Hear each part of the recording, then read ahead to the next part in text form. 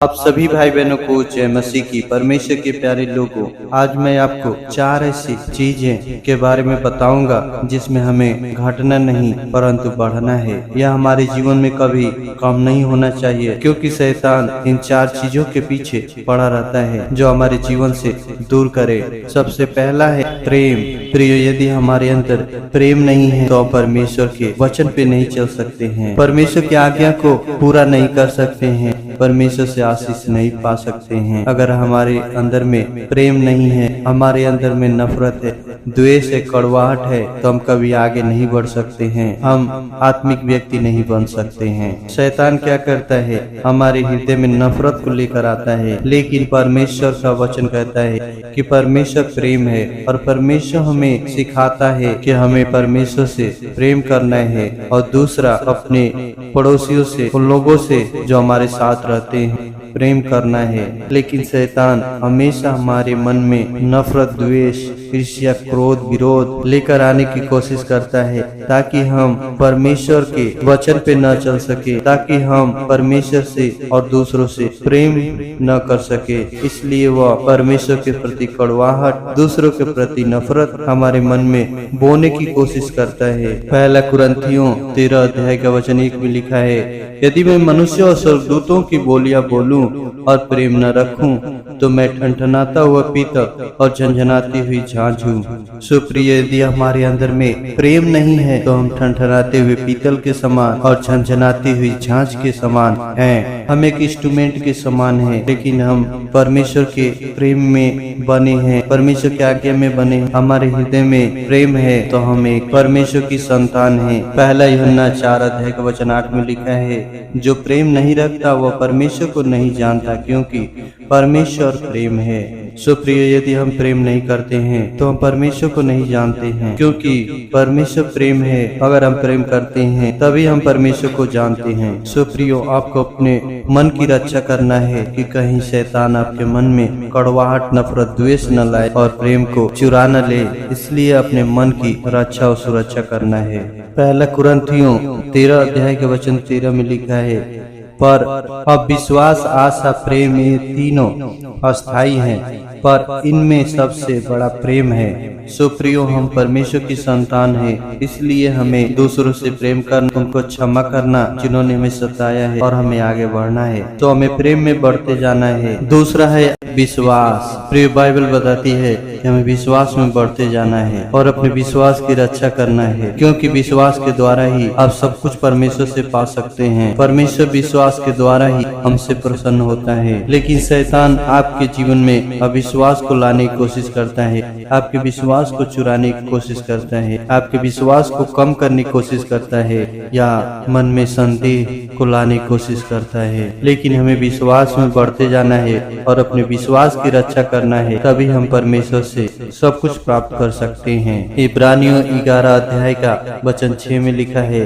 और विश्वास बिना उसे प्रसन्न करना अनहोना है, क्योंकि परमेश्वर के पास आने वाले को विश्वास करना चाहिए कि वह है और अपने खोजने वाले को प्रतिफल देता है। सो परमेश्वर से कुछ भी तभी पा सकते हैं जब आपके अंदर विश्वास है।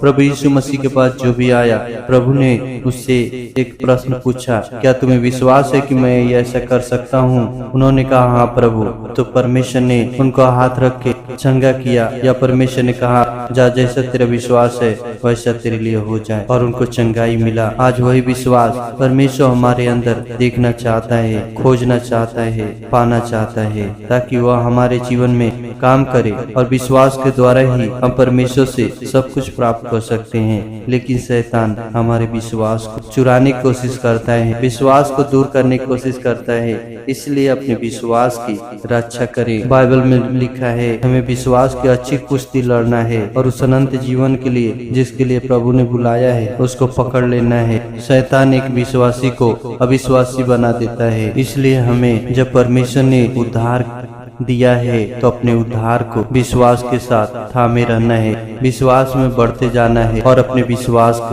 विश्वास की रक्षा करना है कि कोई हमारे विश्वास को खत्म न कर दे, चुरा न ले, हमें विश्वास से अलग न कर दे। क्योंकि आज इस संसार में बहुत सारे लोग हैं, इस प्रकार के हैं जो पहले एक अच्छे विश्वासी थे, परमेश्वर में अच्छा विश्वास करते थे, आत्मा से भरे हुए थे, परमेश्वर के मार्ग पे चलने वाले थे, लेकिन उन्होंने अपने जीवन के प्रति सचेत न रहा, चौकस न रहा और शैतान ने उन्हें भरमा दिया, उन्हें पाप में, बुराइयों में गिरा दिया और उनके विश्वास को छीन लिया। सुप्रियो, आपको सचेत रहना है, जागृत रहना है, चौकस रहना है, क्योंकि एक बार यदि आपने विश्वास को खो दिया तो सब कुछ खो दिया। विश्वास को खोने के बाद शैतान आपके मन को संदेह से भर देता है, इसलिए प्रियो विश्वास की रक्षा करें। तीसरा है आशा, हमें आशा में बने रहना है। हमारे पास एक आशा है कि हम एक दिन परमेश्वर के राज्य में जाएंगे। हमारे पास एक आशा है कि प्रभु यीशु मसीह हमें लेने के लिए जल्द बादलों पे आने वाला है, लेकिन शैतान आपकी आशा को चुराना चाहता है, आशा को निराशा में बदलना चाहता है। हमें विश्वास है, वैसे ही हमें आशा भी है कि परमेश्वर हमें सब कुछ देगा, हमें सब आशीष देगा, चंगाई, उद्धार, शांति सब कुछ देगा और हमें एक दिन जब वो आएगा तो अपने साथ अपने राज्य में ले जाएगा। लेकिन शैतान आपकी आशा को छीनना चाहता है, वो आपके जीवन में आशा नहीं निराशा देखना चाहता है। इसलिए प्रियो हमें चौकस रहना है, सचेत रहना है, जागृत रहना है। शैतान कभी मनुष्य के रूप में भरमाने के लिए पाप बुराइयों को लेकर, अनेक प्रकार से झूठी शिक्षाओं को लेकर भरमाने की कोशिश करता है। इसलिए आपको केवल और केवल जैसा वचन में लिखा है परमेश्वर के वचन को पढ़ना है। दूसरा, आपको बंद कोठरी में एकांत में परमेश्वर से प्रार्थना करना है। परमेश्वर आपकी गुप्त प्रार्थना को सुनकर आपके जीवन में सब कुछ देंगे। और तीसरा, एक अच्छी फेलोशिप, संगति के साथ जिसमें आत्मा की जागृत हो, जहाँ पे आत्मा के कार्य हो, जहाँ पे परमेश्वर का कार्य हो, जो कलीसिया परमेश्वर के वचन के अनुसार चलती हो, परमेश्वर के वचन को महत्व देती है, आत्मा की अगुवाई में चलती है, उस कलीसिया के साथ संगति करना है, ताकि हम प्रेम में, विश्वास में, आशा में बढ़ते जाएं। वचन में लिखा है इब्रानियों 10 अध्याय का 35 से लेकर 39 वचन तक, इसलिए अपना हिवाय न छोड़ो क्योंकि उसका प्रतिफल बड़ा है। क्योंकि तुम्हें धीरज धरना अवश्य है, ताकि परमेश्वर की इच्छा को पूरी करके तुम प्रतिज्ञा का फल पाओ। क्योंकि अब बहुत ही थोड़ा समय रह गया है, जबकि आने वाला आएगा और देर न करेगा। पर मेरा धर्मी जन विश्वास से जीवित रहेगा, और यदि वह पीछे हट जाए तो मेरा मन उससे प्रसन्न न होगा। पर हम हटने वाले नहीं कि नाश हो जाएं, पर विश्वास करने वाले हैं कि प्राणों को बचाएं। सो प्रियो, हमें आशा में आनंदित रहना है, धीरज के साथ परमेश्वर की खोज में लगे रहना है। चौथा चीज है भरोसा, हमें परमेश्वर पे भरोसा करना है, ना कि हमें किसी मनुष्य पे, ना कि हमें धन पे। क्योंकि बहुत सारे लोगों ने परमेश्वर पे भरोसा करना छोड़कर मनुष्यों पे भरोसा करते हैं, धन पे भरोसा करते हैं। धनवान लोग धन पे भरोसा करते हैं, लेकिन हमें परमेश्वर पे भरोसा करना है। चाहे हमारे पास धन भी हो जाए तो भी हमें परमेश्वर पे भरोसा करना है, परमेश्वर की इच्छा पे चलना है, परमेश्वर की आज्ञा पे चलना है। सो प्रियो, 4 ऐसी चीजें जिसमें हमें बढ़ना है। पहला है प्रेम, दूसरा है विश्वास, तीसरा है आशा और चौथा है परमेश्वर पे भरोसा। और शैतान जो कभी नहीं चाहता है कि हम इन 4 चीजों में आगे बढ़ें, परंतु हमें इससे भटकाने की कोशिश करता है। सो प्रियो, सचेत रहें, जागृत रहें, परमेश्वर के वचन को पढ़ें और प्रार्थना करें, परमेश्वर पे भरोसा रखें, परमेश्वर सब कुछ करेंगे। प्रभु आपको इस वचन से आशीष दे। आइए प्रार्थना करेंगे। धन्यवाद, धन्यवाद सर्वशक्तिमान परमेश्वर पिता, दयालु धर्मी पवित्र परमेश्वर पिता, हम आपके चरणों में आते आपका धन्यवाद करते हैं कि हर एक भाई बहन से आपने अपने वचन से बोला और बातचीत किया।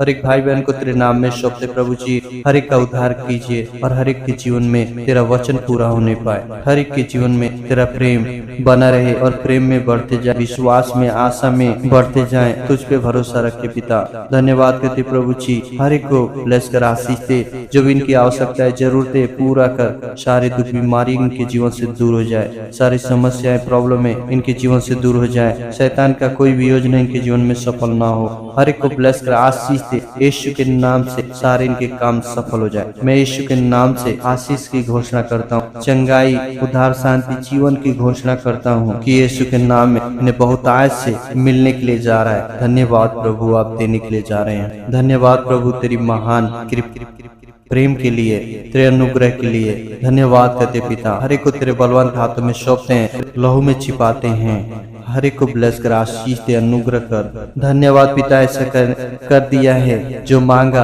आपने दे दिया है, हर एक को आशीष दे दिया है। धन्यवाद के साथ प्रार्थना यीशु के नाम में मांगते, सुनिए और कबूल कीजिए स्वर्गीय पिता। आमीन आमीन।